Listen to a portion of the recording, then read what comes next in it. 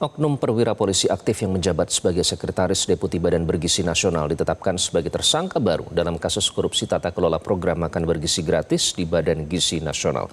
Untuk membahasnya sudah bergabung melalui sambungan Zoom pakar hukum pidana Abdul Fikar Hajar. Pak Fikar, apa kabar? Kabar baik, Mas Iqbal. Selamat malam. Selamat malam, sore. Pak Fikar. Tersangka korupsi di BGN, Pak Fikar, ini kembali bertambah ya, Pak.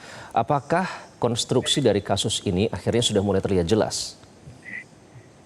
Ya, saya kira kasus korupsi BGN ini tidak hanya perbuatan satu dua orang, gitu ya. Artinya tidak bergantung pada perbuatan satu dua orang, tapi dia menjadi satu rangkaian di mana bisa terjadi korupsi kalau seluruh rangkaian itu juga sama-sama melakukan gitu. Artinya tidak akan terputus pada satu pos tertentu gitu. Menjadi lucu atau menjadi kemudian tidak seimbang nantinya kalau umpamanya di satu sisi ada yang bekerja serius ya dengan benar gitu, tapi di sisi lain ada mereka yang sengaja memanfaatkan jabatan-jabatan ini untuk melakukan membuat satu kegiatan yang menguntungkan diri sendiri gitu. Di satu sisi, di sisi lain juga merugikan negara. Nah, jadi bisa jadi ya ada mereka-mereka yang memang terlibat, tetapi sebenarnya dia ada di dalam satu posisi yang karena tugasnya gitu. Jadi ya karena tugasnya dia berada di pos itu gitu ya. Kemudian mau nggak mau dia ikut itu rangkaian perbuatan itu, walaupun dia tidak aktif umpamanya. Ya, hanya saja mungkin dia tidak menolak ketika mendapat sesuatu yang berlebih dari haknya yang bisa dia terima gitu. Nah, walaupun dia tidak melakukan apa-apa. Nah, ini korupsi itu memang sistemik gitu. Dia tidak bisa dilakukan oleh orang per orang, tapi dia masuk ke dalam satu sistem ya yang keseluruhan sistem itu menjadi korup gitu ya. Walaupun itu tadi saya bilang, umpamanya ada beberapa pribadi yang ada di dalam subsistem itu, dia tidak melakukan apa-apa, gitu. Tapi sepanjang dia tidak menolak dan tidak melakukan upaya umpamanya pencegahan supaya tidak terjadi korupsi di sistem itu, ya dia tetap kena. Itu yang Anda sebut sistemik tadi ya, Pak Fikar. Juga. Iya, yang berbeda tersangka baru. Dia diam saja, padahal. Ya, oke, Pak Fikar, tersangka baru yang ditetapkan hari ini adalah aparat. Pak Fikar, apa artinya itu? Nah, ini juga menurut saya satu kelemahan sistem. Ketika kita mendirikan lembaga baru seperti BGN ini kan sebenarnya lembaga baru, ya. Mestinya rekrutmen para pengelolanya itu benar-benar dipersiapkan gitu. Tidak, umpamanya ini kan sekarang cabutan dari mana-mana kan? Ada dari kepolisian, ada dari TNI mungkin, atau ada dari lembaga lain gitu. Nah, akhirnya seperti ini. Mestinya ketika dia dimasukkan ke dalam satu lembaga baru itu dia harus melepaskan statusnya sebagai, umpamanya kalau polisi dia harus berhenti dulu, harus purnawirawan dulu, baru dia masuk ke tugas itu. Nah, ini akibatnya merangkap-rangkap jabatan gitu.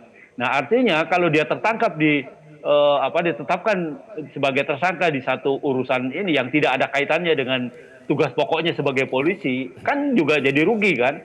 Kasihan dia, karirnya sudah panjang di kepolisian, tiba-tiba dia melakukan tindak pidana di bidang yang lain, kemudian berpengaruh terhadap statusnya sebagai polisi.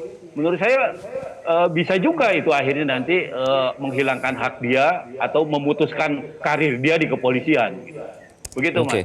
Pak Fikar, kalau sudah banyak tersangka, ini kan bertambah lagi yang ditetapkan. Apakah ini akan memperberat hukuman dari aktor utamanya, yakni Dadan Hindayana, Pak Fikar? Iya, saya kira kan gini, Pak Dadan itu nggak bisa kerja sendirian juga. Makanya saya bilang, ketika dia melakukan itu secara sistemik sudah terjadi itu semuanya gitu. Jadi sangat mungkin ya Pak Dadan itu dari lingkungan akademik kalau nggak salah itu Pak Dadan itu, ya kan, masuk ke lingkungan birokrasi, dan di birokrasi itu ya saya nggak mengatakan bahwa di lingkungan akademik tidak ada korupsi ya, tetapi maksud saya ya minimal dia tidak mengerjakan langsung hal-hal yang berkaitan dengan keluar masuk uang gitu kalau di lingkungan akademik. Tapi begitu dia masuk ke BGN, dia artinya masuk ke dalam satu institusi atau proyek yang mengerjakan proyek-proyek yang di dalamnya ya itu tadi ya penuh dengan intrik dan penuh dengan kesempatan untuk melakukan korupsi dan sebagainya. Nah, karena itu menurut saya mestinya sebagai akademisi, Pak Dadan itu membawa integritasnya ke dalam lembaga itu, sehingga dia sebenarnya yang harusnya mewarnai lembaga itu. Nah, tetapi sudahlah, ini sudah terjadi, ya ternyata selain Pak Dadan kan ada juga dari kepolisian, ada juga dari lembaga lain gitu, ya. Nah, artinya memang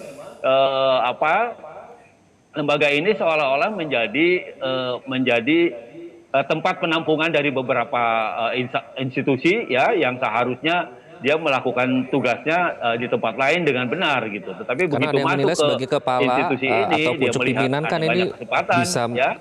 membuka celah begitu Pak Fikar sebagai pimpinan atau kepala. Nah, apakah Anda setuju dengan pandangan Prof. Mahfud MD yang menyebut tersangka korupsi di BGN bisa dihukum mati kalau dari dampak perbuatannya? Iya, bisa juga kan gini.